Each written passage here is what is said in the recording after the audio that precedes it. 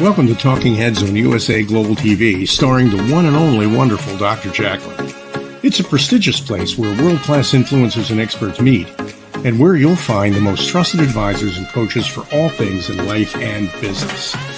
Visit usaglobaltv.com to sign up for our newsletter, get the value you need, and be first in line to learn about events and giveaways and other valuable content.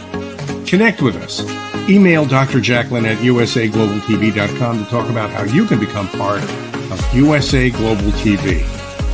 That's USA Global TV, where the doctor is always in.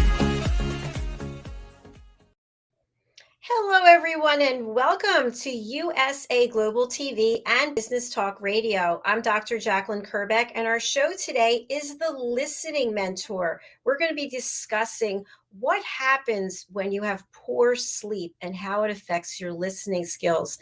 The Listening Mentor program is a show where my team of elevated listeners come and share their knowledge and expertise to help us be better listeners, whether it's listening internally to ourselves or to others.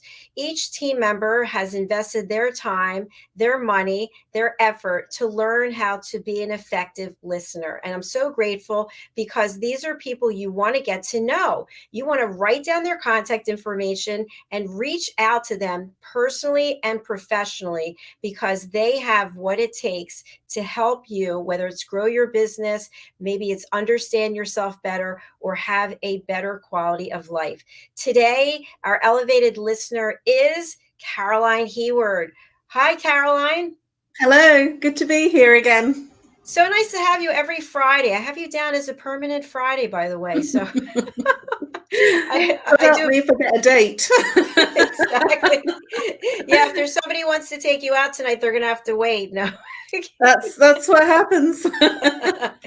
So, Caroline, before we get into sleep and listening skills, I know so many people have problems sleeping. I want people to understand who you are and what it is you do, what Harley Street means, and to be an expert on Harley Street. So I'm going to spotlight you, and I'd love for you to share with our audience, especially people who are joining us for the first time. Thank you. I'm Caroline Heward, and I'm known as the Harley Street Stress Expert. What does Harley Street mean? Harley Street is the famous street in London that's known Europe-wide, that it's this place that all good doctors and complementary therapists are based. So it's the place to be, it's the destination for good therapies. Why expert? I've been doing this work since 2000, so that's 22 years. And what I do is I help people manage their stress. So if you have anything physical that comes up, like physical ache and pain, or mental anxiety, stress, depression, or behavioral relationship issues, or emotional sadness, loneliness, heartache, whatever it is, I will identify the root cause, and that will lift and make you feel better. It will give you incredible sleep, because it's what's keeping you locked in the pain, because the mind keeps going over and over the pain. That is my gift, and I'm offering a free 20-minute consultation over Zoom. And please take advantage of it by emailing me at nomorestress@live.co.uk and book in your free Zoom consultation. Thank you, Caroline. As you know, I had my second consultation, and we're going to have a third one coming up in the next few days. It's so helpful. And I think even for me, I know that people think, oh, she has everything together, and she has everything together, and he has everything together. But we don't really have everything together all the time. And we need to be able to talk to other people like you who can help us unpack some things, because as life goes on, it's almost like we have a bag and we keep stuffing things in it. And at some point we have to take the bag off and take this stuff out so that we have more room to continue to grow and help others. We're human, and air is human. And so if we stopped things happening, we wouldn't be alive. So stuff does hit us, and it's really about how we respond, how we react. The world goes on and the challenges are there. It's always in alignment with our response and our reaction that creates our stress. Absolutely. And we had a show yesterday which was Teach the Teacher. And we had an incredible person on. He is an expert when it comes to decisions. He's a decision scientist. And he really went through this process of how we can learn to make decisions. He's developed an app, 5 questions that you can ask yourself to help make decisions. And what he was talking about was exactly what you said. It's our reaction that really defines everything. So I want to have us talk a little bit about what happens when we don't sleep well, and how does that affect everything, including our ability to listen effectively? Well, when we don't sleep, it's because our mind keeps going. Now, let me explain a little bit more about what I mean by that. When we're stressed, the mind is the controller of your ship, your body. And so the mind is still going, even when you go to bed at night, the mind is still active. And so when you lie down, and when you go to bed, you're lying down horizontally, the blood rushes from the head and it goes down to the feet, toes. And the blood is oxygenated, so it flows all the way through the body. So the exhaustion that you felt literally clears by the morning, because the physicality of the exhaustion has gone because you've been lying down and the blood has been oxygenating the whole of your body. But you haven't found the switch to turn off your mind. And so when the mind keeps going, it creates it's like a fog in the mind. And so when you wake up in the morning, it's still going. And so there's lack of clarity and focus. And also that will create an inability while the mind keeps going to actually listen. And so you're not even listening to yourself, never mind other people. I think that is so vitally important what you just shared, because many times we have good intentions. Oh, I'm going to get a good night's sleep tonight. I'm so excited. I'm going to bed early. I drank my water. I turned off my phone. And we get in bed and maybe we fall asleep and we wake up, and all of a sudden the mind, it just will not turn off. We put the pillow over our head. Like, maybe I'm just talking about myself, and you twist and turn and maybe get out of bed. And then it seems to just get worse and worse and worse. One of the reasons for that is when we were born, we weren't born with a mind. We were born gooing and garing and oohing and cooing. Some of us are still doing that, Caroline. And so what happens is that life happens, things happen, events happen, circumstances. We have things going on in our world, in our relationships, with our parents, with our siblings, with our friends. And so things happen. And what happens is, if there's a difficult situation, the body is a natural defense mechanism, and it will protect you. And because it won't want to harm you, it will protect you. So what it does is it shuts down the feelings and emotions. And when it shuts down the feelings and the emotions, they reside in the belly, below the belly button. And when you shut down your feelings and emotions to protect you, and you don't think about it, you don't say, hey, I'm going to shut down my feelings because I can't handle this. What actually happens is the feelings and emotions shut down as a natural defense mechanism. And when that happens, the escape route is the mind. And so then you think, talk, and analyze and converse through everything. Even when you're eating, shopping, walking the dog, watching a movie, it doesn't matter what you're doing. Even if you're on a call, you're still analyzing what the other person's saying. And while you're analyzing and thinking and trying to work out what they're saying, you're actually not listening, because you can't be in 2 conversations. You can't be in a mind conversation where that's your whole movie and you're the main movie star and you have all your supporting cast, but the other person has no idea that that's going on. And they have no idea that you're in that movie. And so when they're having a conversation with you, they will say something. And they might turn around and say, what do you think about that then? And you didn't hear, because you were in your own movie, in your own conversation, and the other person just wasn't aware and doesn't hear your conversation that's internal. And so that creates an ineffective listener.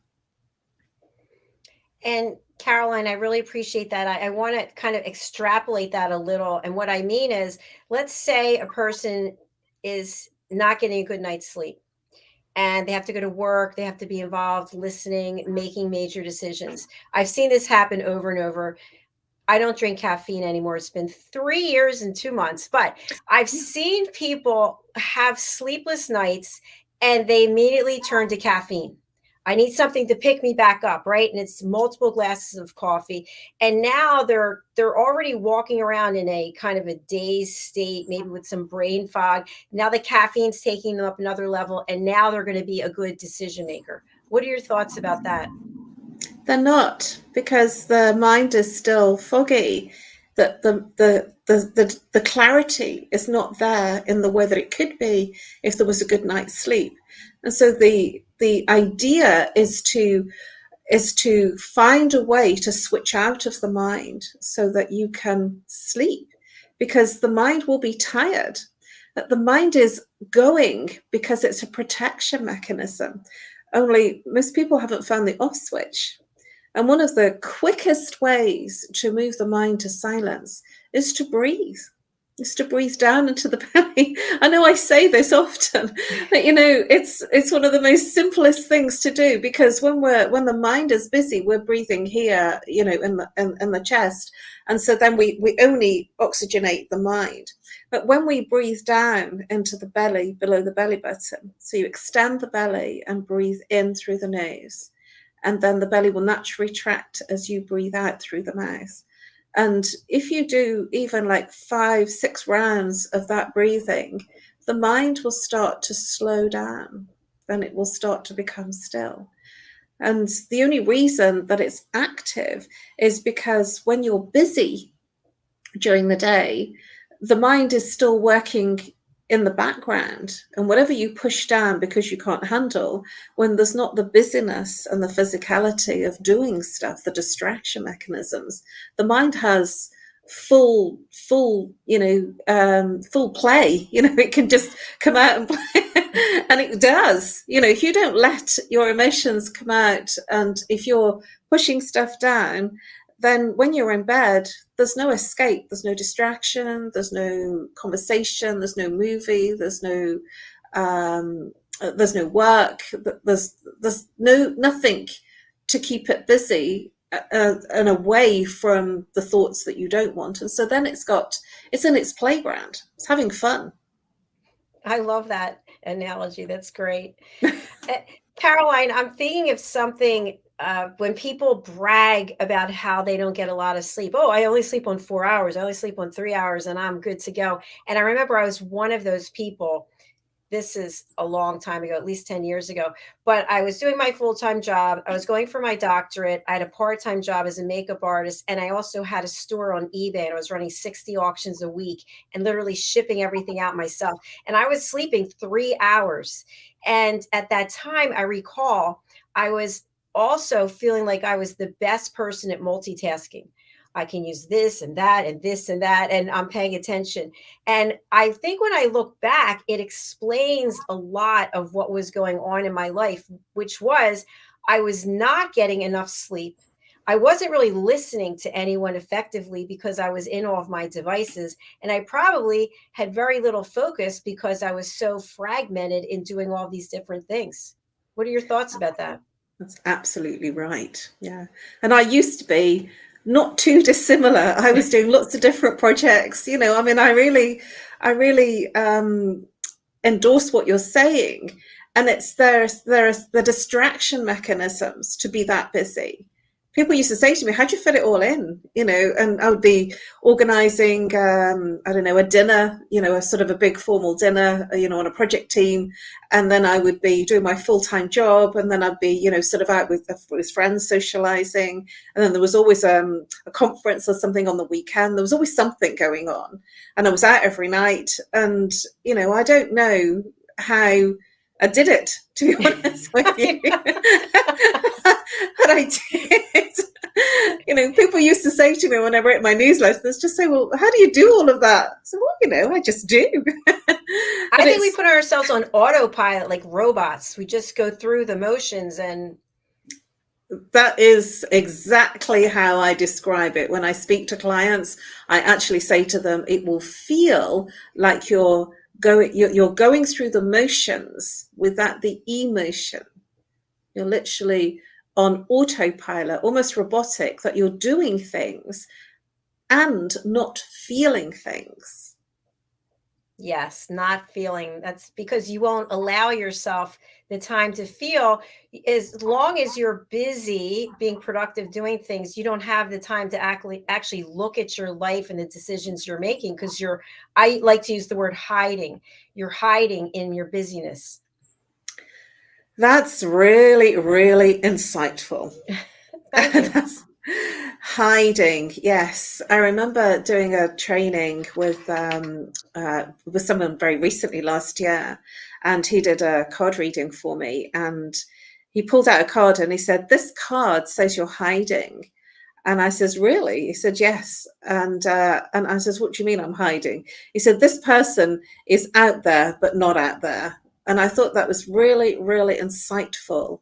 That it was like I was projecting myself in my work, but not actually being my true self. It was fascinating in terms of the way that he brought it up, and that was before I started doing this work with you. So he said, it was it was really fascinating because the things that I was working with were not being seen and not being heard. And so that was in the April. And then in June, I did my first show with you. So I'm very out there now. How about that? That's amazing. I'm being seen and I'm being heard. Well, and I think also, maybe you were aware of it at some level, but you weren't ready to acknowledge it or to hear that information.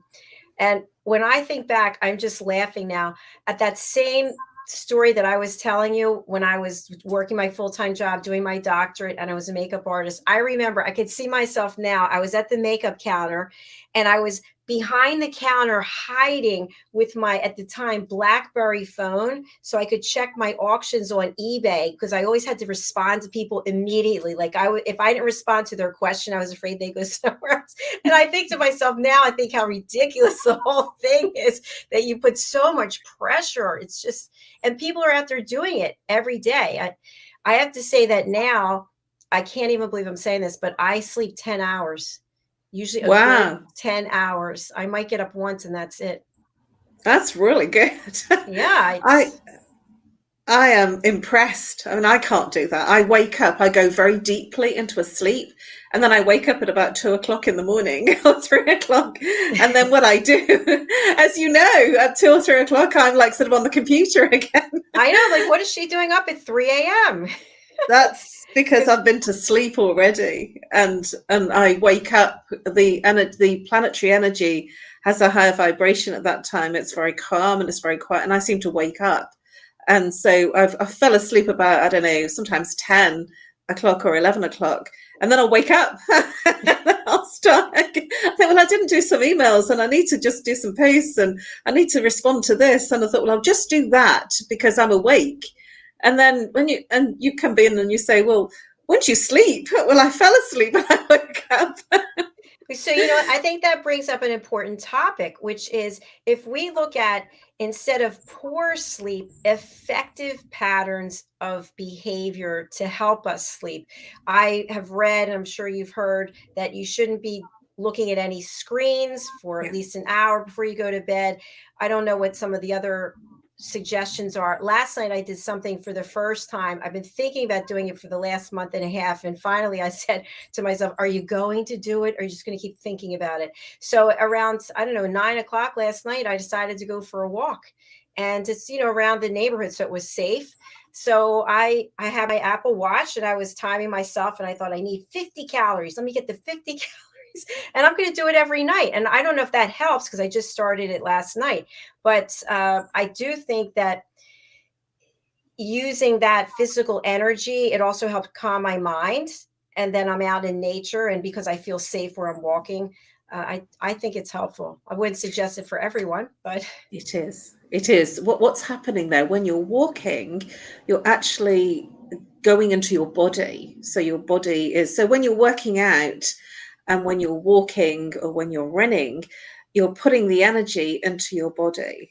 And when you're still and sitting and thinking, the energy, the oxygen isn't going to your feet and to your legs. And so you'll almost feel like a disconnection. And it's one of the reasons why you'll probably feel really good when you've done a workout or a swim class or an aerobic class or a weights class, because it makes you be in your body, and you have to breathe in a certain way. So you're oxygenating your body. And when you're thinking and sitting and talking, what's happening is that you're still. And so the breathing for most people is very shallow. And so then you're really feeding the mind if you're in a shallow breath. But when you're working out, you have to breathe in a deeper way. When you're walking, you're actually becoming more grounded, more present to your body, which is why you will feel better. That makes a lot of sense. I think an observation I had yesterday, and I always talk about the workout that I do, it's a specific place. I'm not going to say it now because of the story I'm sharing. But what I think is interesting is they play very loud music, very loud music. And a lot of times I don't know what the music is, and the lights are very low. There's sort of a blue tint. And long story short, the machines are close to one another. So it's not possible to completely ignore what's going on around you. And my mind is busy when I first start, and they say, we're going to turn the lights low and we're going to start the workout. And I am able to completely clear my mind, even of the music, unless it's a song I know. And I am totally focused on my breathing. And even when the workout becomes very challenging and I'm shaking back and forth, I say to myself, it's only temporary. And by going through it and not breaking, you're going to be stronger. Whereas the people around me, they're breaking all the time. I'm thinking, why did you show up? And then I think, I'm not judging, but you spent $35 and you're hardly doing anything because you're looking at your phone, you're playing with your hair. But anyway, I'm able to put all of that out. And I believe it's because of the ability to breathe deeply and to tell myself that whatever I'm feeling physically is temporary. What you're describing is being present. You're being totally present to where you are and what you're doing and your body. You're experiencing in the moment that you're in, where you've described that somebody's on their phone, somebody's in there mucking with their hair, somebody's, sort of tripping out and not doing it. They're not being present. So they're distracted with their phone. They're distracted with, sort of something else that they're doing. And so they're not present. So it'll be harder. And this is how I do my dance meditations. I'm literally in the dance and I feel everything. My body is in an ecstatic state of bliss because I'm feeling the rhythm. It's like I become one with the song. I become one with the music and I feel everything. That's why I do my gong baths. That's why I do all my meditations. I love sound because we are vibration. And so when you're doing your workout, it's exactly the same. When you're present, you feel everything. And then your body knows what's good for it and it will want to stay in a space where it feels good. Thank you so much for summarizing that. I think that's exactly what's going on, because I've already made up my mind before I walk in the door that regardless of who is doing whatever, because, other people's behavior can be distracting when you're in a small space, that I am just there to get the best workout that I can. So I listen to myself and I just repeat that over and over. And finally, I don't even need to repeat it because it just becomes innate. I've got a good one for you on that. Let's hear to it. decide. What you've done is you've decided. You said, this is what I'm going to do. And then you go ahead and do it. And Yes. that's what it is. It's a decision. You've made a decision. This is what I want to get from it. This is what I'm going to do. And this is how it's going to be. Now, other people, what you've described is they've not made that decision or that commitment.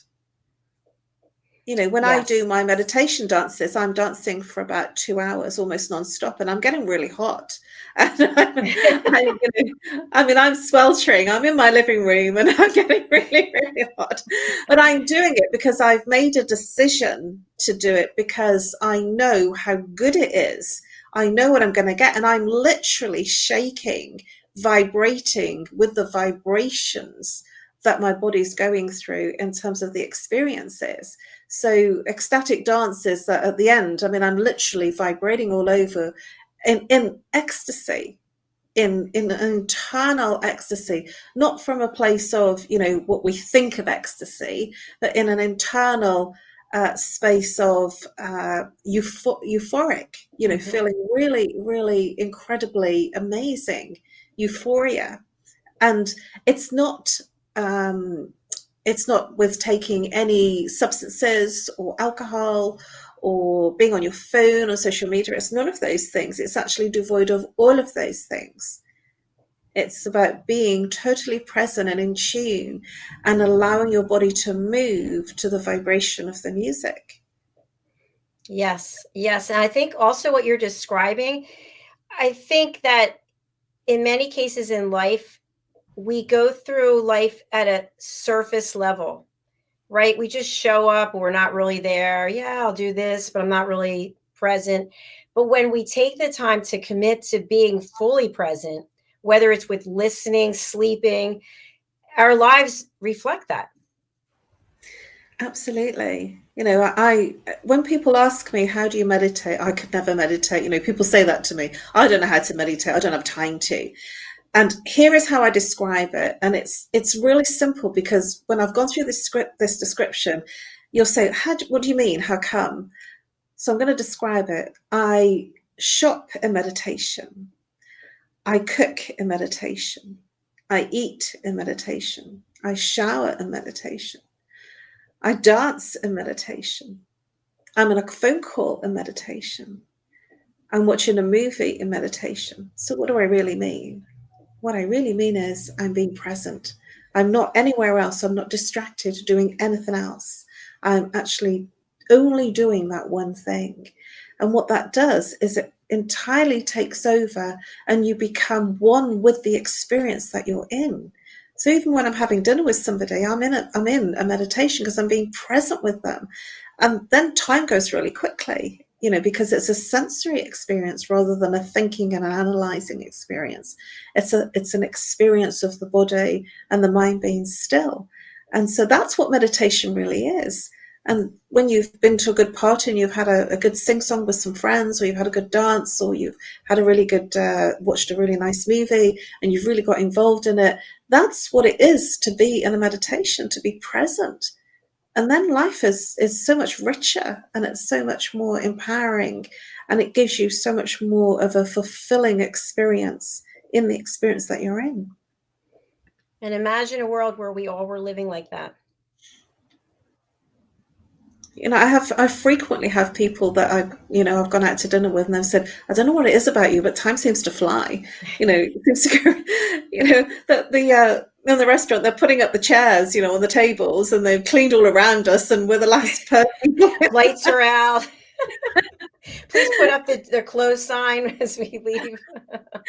And I'm not looking. I'm totally present with the other person, whether it's with a friend, a girlfriend, whether I'm with a group of people, whether I'm with, you know, sort of a man friend. It doesn't matter who I'm with. You know, it's always the same. I'm always the last one at the restaurant, and it's because you know, sort of some people actually have described it as intoxicating. When you're really present, it becomes absolutely intoxicating to be in that space. Because it's so unusual. It really is. I remember I dated someone, I'm not even going to mention any time frames or names, but this person was always on the phone, always on the phone. We're at the dinner table on the phone. We're at home on the phone.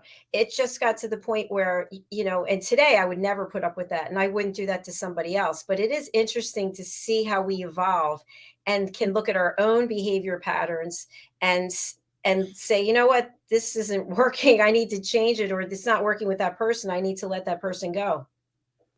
I had a date a very long time ago, you know, kind of almost 2 decades ago, and he bought me my drinks, and you know, we chose lunch, and he was on his phone, you know, sending messages. And at the end of the hour, because he only had an hour, he was in the city, and he said, right then, babe, gotta go. I said, you're never going to do that again. He said, what's the matter? bought your drinks, I bought you lunch, you know, what's the matter with you? And I said, you had lunch with your phone. You didn't have lunch with me. Exactly. He didn't realize, and because I pulled him up on it, you know, because I couldn't believe it. I says, well, what was that?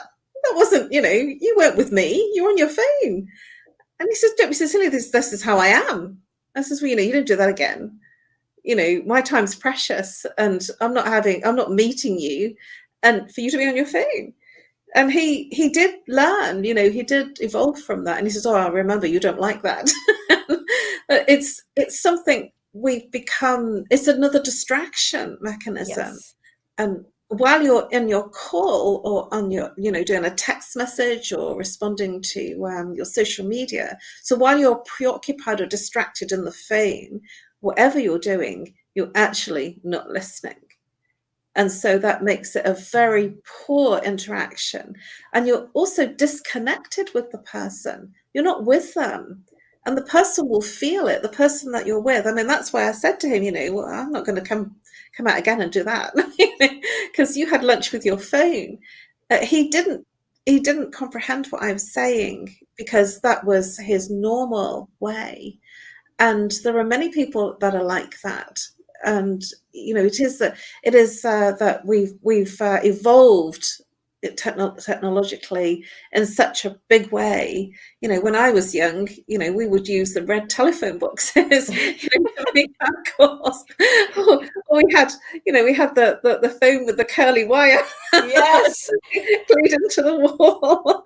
We have a picture of that. I don't know if I have available right now, but that, yes, those telephone booths that, do they still have them? Or are they still there? Like you can't use them, but are they still around the city? I've seen a few dotted around, because there must be a bit of relic now. You know? And I remember like queuing outside, you know, having my 10p's, you know, to make my calls. But you didn't have the opportunity then to be distracted. You were in a call, you know, and you purposely made the call. But you didn't have the distraction of having the phone in your hand, you know, to be in conversation with somebody while you're face to face with someone, you know. So we've evolved technically a long way, but we've almost gone backwards, you know, de-evolved in terms of our human connection. And you know, we need human interaction and human connection so much more than perhaps what people really realize. And that's really sometimes, you know, what's missing in a relationship that's difficult, because we're preoccupied with our gadgets. I don't have a lot of gadgets. I have enough that I need, you know, to do the things I need to do. And I don't have a big entertainment, you know, system. And when people do come to see me, and they come to my home, they go, you can tell a man doesn't live here. It's all a bit feminine and red and plants and I want to just touch on something that you mentioned before, because I think it's really important. You mentioned about this gentleman with whom you're having dinner, and he said, or lunch, and he said to you, but I bought you the drinks and I bought you the food. And I think back, there's been many years of my life when all I wanted were bags and shoes. Can you buy me bags and shoes? I'll buy myself bags and shoes. And I think really I just wanted to be loved. And my point is that I feel like so much of our insecurity or our focus on materialism is because we don't love ourselves, or we are not getting the love we need from others. And so we substitute it with these things. And whether it's a gadget, because we don't actually want to do the work to sit face and face with someone. I think this is a big area of opportunity for all of us.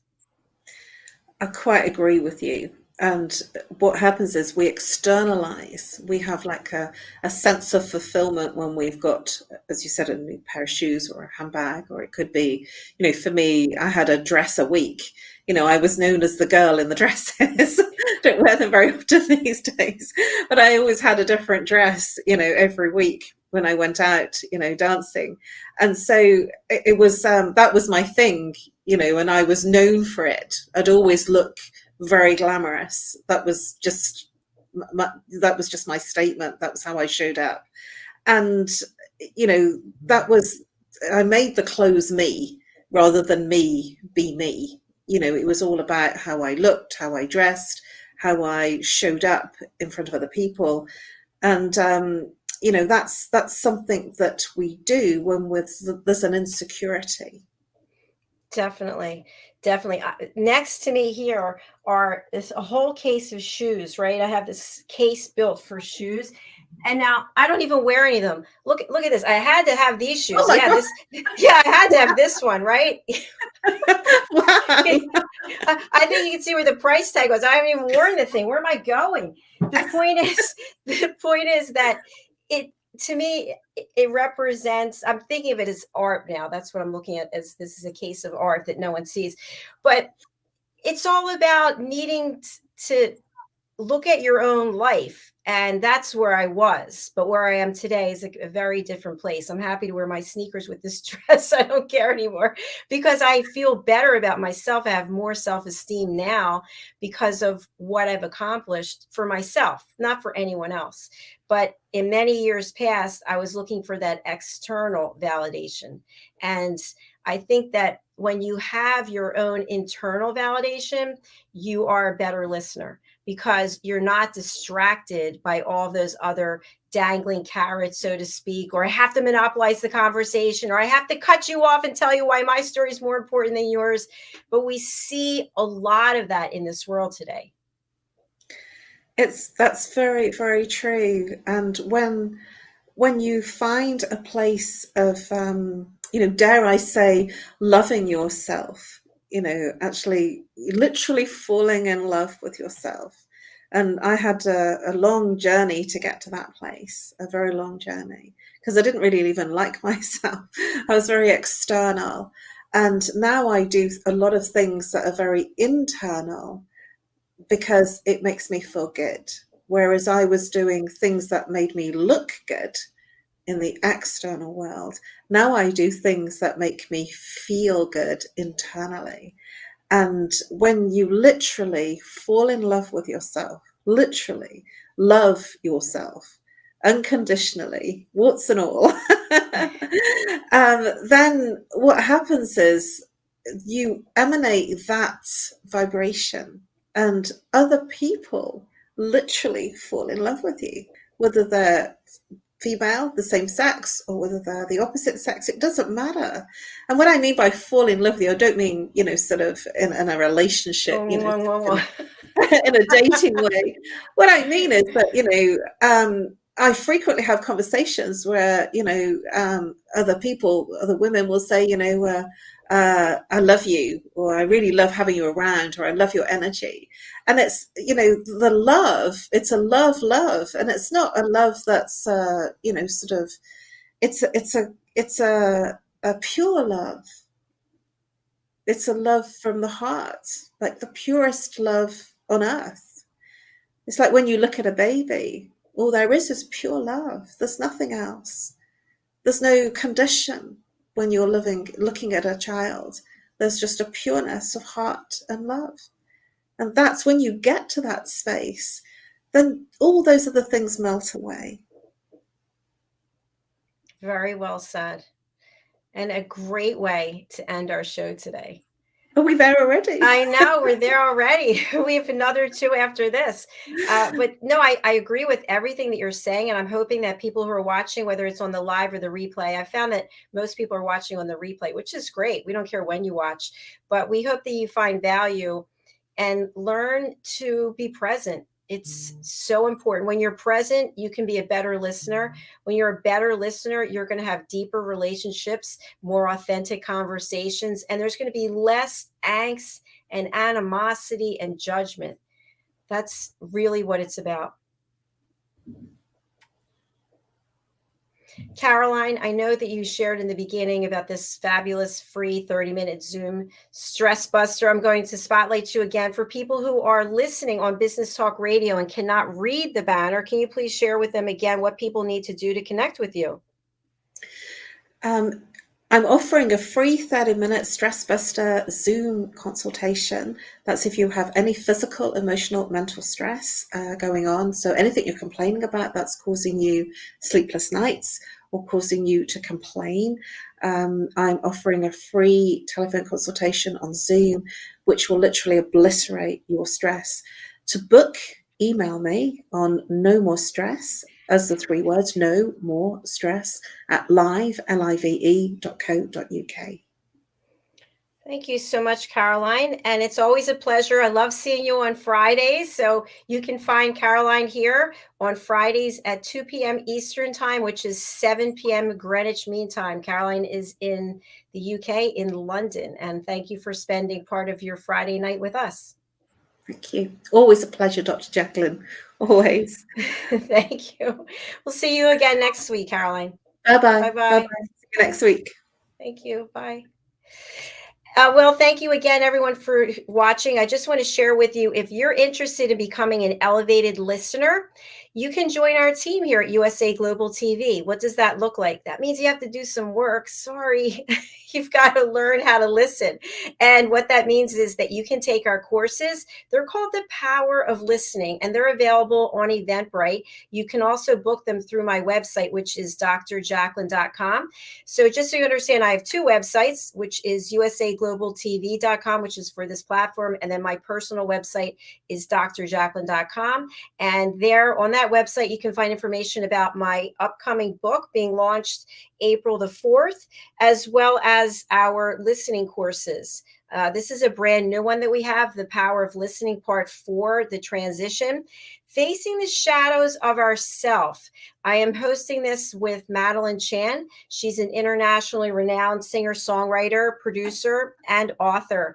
This course will teach you how to transition from the 3D egocentric world to the 5D heartfelt, leading with your heart world. But what are you supposed to do in between? You realize that you're living in an egocentric world or making decisions based on ego, and you want to start leading with your heart. But in between, there's the transition. There's the work that has to take place. So that's what this course is all about. If you go to my website or you go to Eventbrite and you look up this course, The Power of Listening Part 4, we are offering a wonderful promo code, which I will put here, promo code 3D5D. You can enter that code and you can get a discount. So I'll put that up now. All right, beautiful. And finally, I want to share that if you are interested in becoming part of our team here, you can take these courses. Hold on while I get this off. So here we have the Power of Listening Foundational Courses, Parts 1 and 2. They're the courses that you need to take and then pass a quiz in order to be part of our team. So what we've done is combined the 2 courses into one 3-hour session, and then you will get a 7-question quiz afterwards. And when you get 100%, you then can join our team. By joining our team, that means that you can be on this show, The Listening Mentor. And in addition, you will have your picture and your bio on my personal website, drjacalyn.com, and on usaglobaltv.com. All right, we're going to take off for right now as we have another show coming up. I'm going to leave you with a beautiful music video from one of our guests from yesterday. Her name is Lindsay. You can find her over on iTunes. She's got plenty of gorgeous music. This is her latest single. She is in Malta, and this is at the top of the charts there. It's being launched on radio stations in the UK, and I just downloaded all of her music today, so I hope that you will as well. Again, it's Lindsay. Thank you so much, and I'll see you back.